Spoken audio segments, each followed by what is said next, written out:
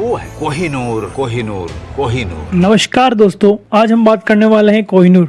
आखिर क्या है कोहिनूर की कीमत, आखिर क्या है कोहिनूर। कोहिनूर एक रहस्य है जिसके बारे में बहुत लोगों को नहीं पता है। तो आज हम बात करने वाले हैं कोहिनूर के ऊपर। कोहिनूर एक ऐसा जेम्स है जिसे ना ही आज तक बेचा गया है और ना ही किसी ने खरीदने की कोशिश की है। कोहिनूर एक अनमोल हीरा है जिसे भारत से ले जाकर ब्रिटिश के म्यूजियम में रखा गया अंग्रेजों द्वारा। कोहिनूर को सिर्फ जीता गया है, किसी से छीना गया है या किसी को तोहफे के रूप में दिया गया है, ना कि कभी इसको बेचा गया है और ना ही किसी ने खरीदने की कोशिश करी। इतिहास के अनुसार कोहिनूर आंध्र प्रदेश के गुंटूर से निकाला गया और काकतीय मुगल, प्रेसिडेंसी, अफगान, सिख से होकर ब्रिटिश गवर्नमेंट के पास गया। आज के हम इस वीडियो में कोहिनूर के पूरे सफर के बारे में बात करेंगे कि कोहिनूर ने कैसे ब्रिटिश गवर्नमेंट तक इसका सफर तय करा। कोहिनूर जब निकाला गया था तब उसका वजन 7 से 93 कैरेट था, जिसे क्वार मंगल काकासी मंदिर में आंख के रूप में रखा गया। 14वीं शताब्दी में जब अलाउद्दीन खिलजी ने हमला किया था तब साउथ इंडिया में मालिक कुफुत नाम के सेनापति को मिला, जिससे कोहिनूर दिल्ली सल्तनत की अमानत बना।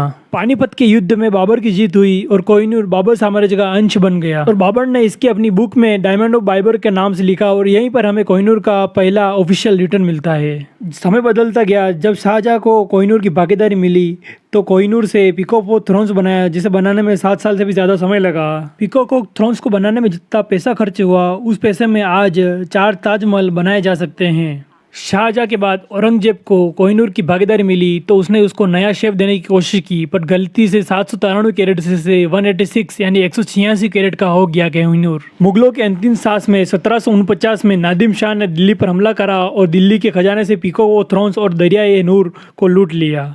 पर रंगीला कोहिनूर को अपनी पग में छुपा कर रखते थे। पर एक गद्दार ने शिकायत नादिम शाह को कर दी और नादिम शाह ने धोखे से रंगीला से हीरा चुरा लिया।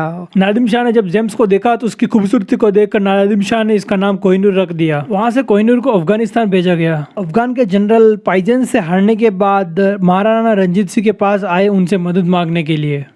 मदद के तौर पर अफगान के जनरल ने peacock of thrones and Darya Kohinoor को गिफ्ट दिया महाराणा रंजीत सिंह को। महाराणा रंजीत सिंह की मृत्यु के बाद अगले 4 सालों तक पंजाब पर किसी का नहीं राज था। फिर 4 साल बाद दिलीप सिंह जो सिर्फ 10 साल के थे वो राजा बने। तब तक ब्रिटिश गवर्नमेंट ने नॉर्थ ईस्ट पर अपनी हुकूमत जमा ली थी और उनकी कानों में खबर पड़ गई थी कि कोहिनूर पंजाब के राजा दिलीप सिंह के पास है। ब्रिटिश जनरल लॉर्ड डलहौजी और दिलीप सिंह के अंडर एक सेक्शन साइन हुआ। A 10-year-old boy to part with something that his father held dear and sacred. British साम्राज्य के अहंकार की इन Victoria war was that India के साथ हुए अन्याय की। What you are doing is others to come and see. इसमें लिखा हुआ था कि कोहिनूर को ब्रिटिश गवर्नमेंट को सौंप दिया जाए। 1850 में क्वीन विक्टोरिया को कोहिनूर सौंपा गया। क्वीन विक्टोरिया ने इसे वापस न्यू शेप दिया गया, जिससे कोहिनूर का वेट 186 कैरेट से घटकर 105 कैरेट हो गया। जिसके बाद क्वीन विक्टोरिया इसको ताज के रूप पर अपने हेड पर पहना करती थी। कोहिनूर एक पावर डेंसिटी से चेंज होता हुआ ब्रिटिश गवर्नमेंट के पास जा पहुंचा। आज भी इंग्लैंड के म्यूजियम में कोहिनूर पड़ा हुआ है। कोहिनूर के साथ कुछ राज और कुछ श्राप भी जुड़े हुए हैं। जिसके पास भी कोहिनूर होगा वो सब पर राज करेगा, बट इसे सिर्फ एक वुमन ही पहन सकती थी क्योंकि महिलाओं पर श्राप का असर नहीं होता था। कोहिनूर को लूटा गया या छीना गया या गिफ्ट दिया गया या मजबूरी में जिसने भी इसे अपने पास रखा उसका फॉल देखा गया, यानी डाउनफॉल।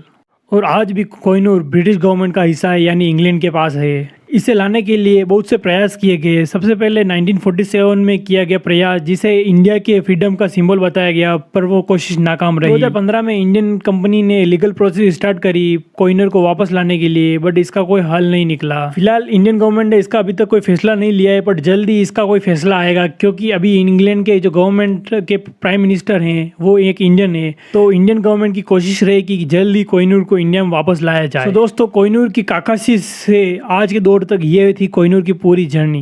वीडियो अच्छा लगा हो तो वीडियो को लाइक करें, शेयर करें, कमेंट करें और अपना ढेर सारा प्यार दें।